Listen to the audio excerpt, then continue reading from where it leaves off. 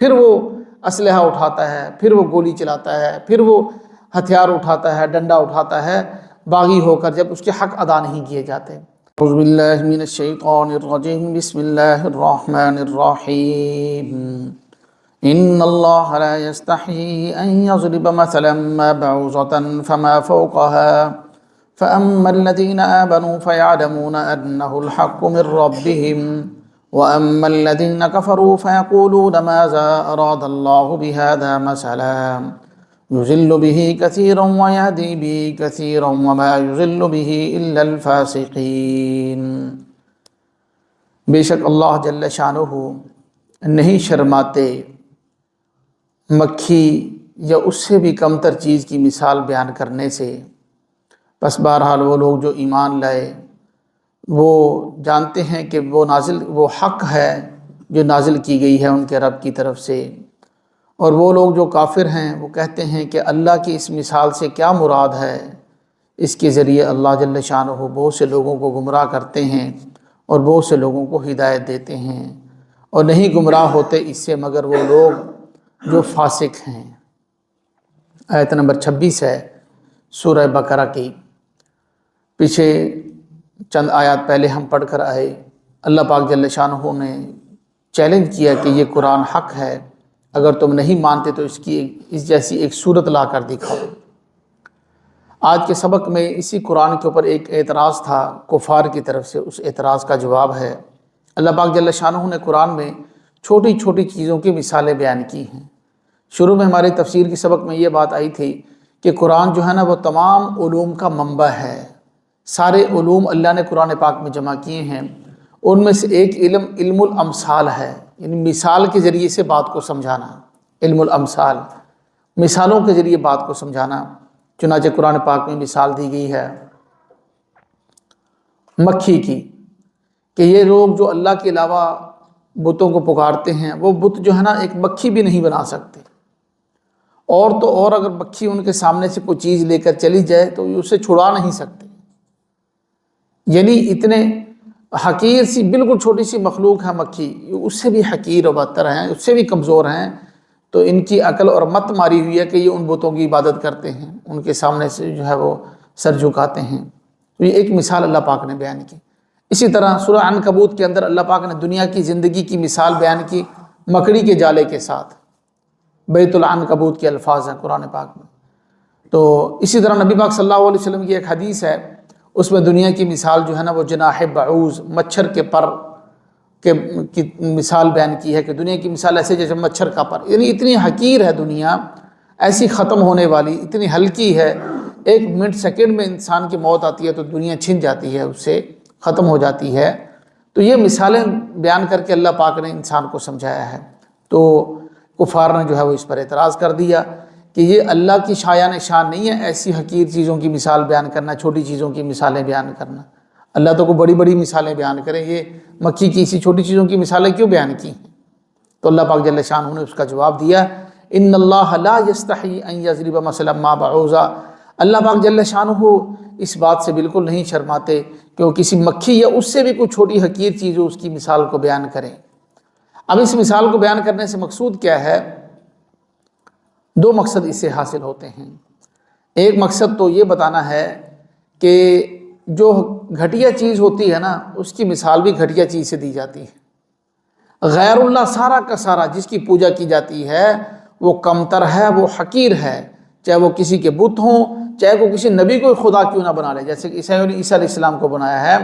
اللہ کے مقابلے میں تو وہ اللہ کے پیغمبر ہیں نا، وہ تو مخلوق ہیں، اور خالق کے مقابلے میں مخلوق کو تو کوئی حیثیت نہیں ہے، چاہے کوئی بھی کیوں نہ ہو۔ تو اس لیے یہ بتایا کہ جو یہ تو میں نے پیغمبر کی مثال دے دی، ویسے یہاں پر جو مثالیں دی ہیں بتوں کی مثال دی گئی ہے کہ بت جو ہیں وہ خود حقیر ہیں، تو جب وہ خود حقیر ہیں تو ان کی جو ہے مثال اگر کسی حقیر جانور سے، مکھی سے دے دی جائے تو اس میں کوئی حرج نہیں ہے، بلکہ یہ عقل کے عین مطابق ہے، حقیر چیز کی مثال حقیر چیز سے دی جائے۔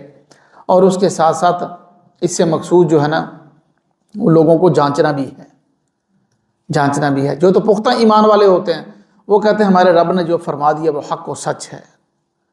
یہاں پر قرآن پاک میں یہی فرمایا نا فَأَمَّا الَّذِينَ آمَنُوا فَيَعْلَمُونَ أَنَّهُ الْحَقُّ مِنْ رَبِّهِمْ، ایمان والے تو کہتے ہیں ہمارے رب نے نازل کیا ہے، حق اور سچ ہے، اس کے اندر فائدے ہی فائدے ہیں، اگر ہمیں سمجھ میں آئے یا نہ سمجھ آئے یہ تو برحق اور سچ ہے۔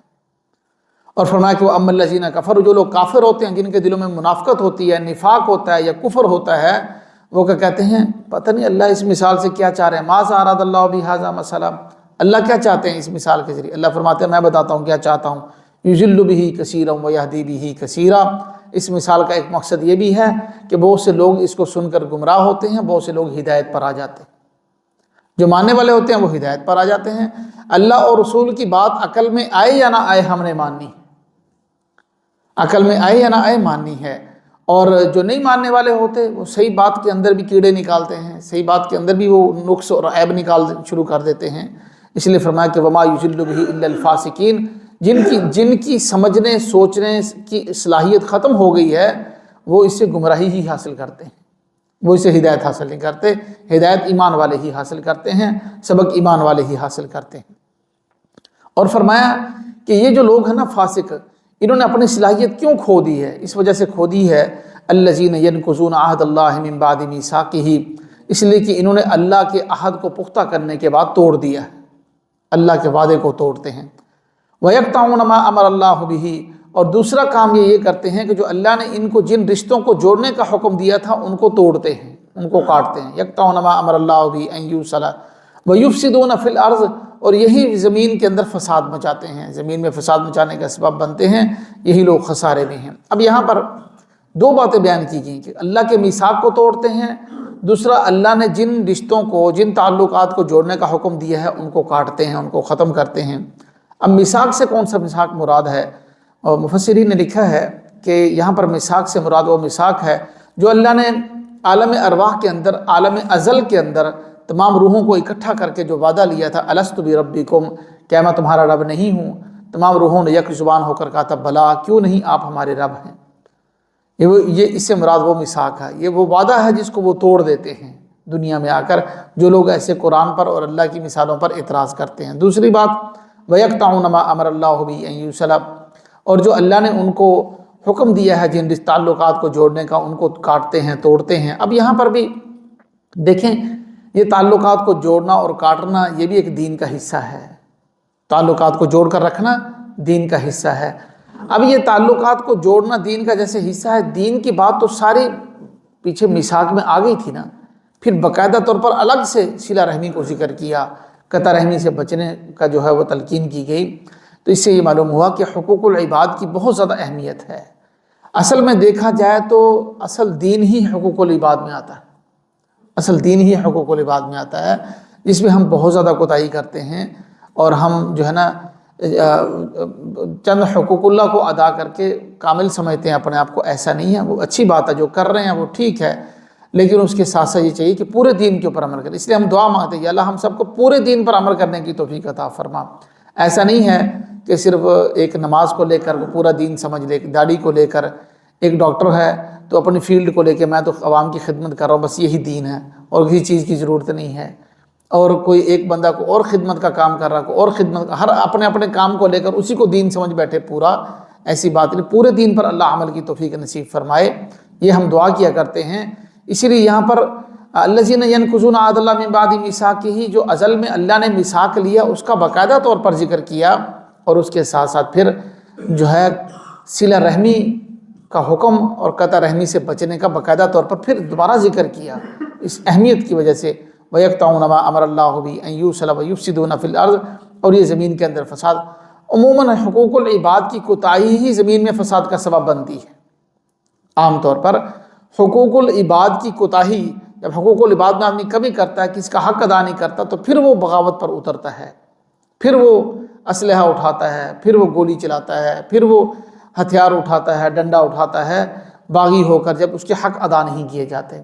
تو مظلوم جب کچھ نہیں کر سکتا تو پھر وہ جو ہے قانون کو ہاتھ میں لیتا ہے اس کی۔ اسی لیے یہ فرمایا گیا کہ یہ سارے کے سارے جب حقوق چھوڑے جاتے ہیں تو پھر فساد کھڑا ہوتا ہے۔ یفسدون فی الارض اولئک هم الخاسرون، یہ لوگ خسارے والے ہیں جو اللہ کی مثالوں پر، اللہ کی قرآن پر، اللہ کی بیان کردہ چیزوں پر اعتراض کرتے ہیں، یہ گھاٹے والے ہیں۔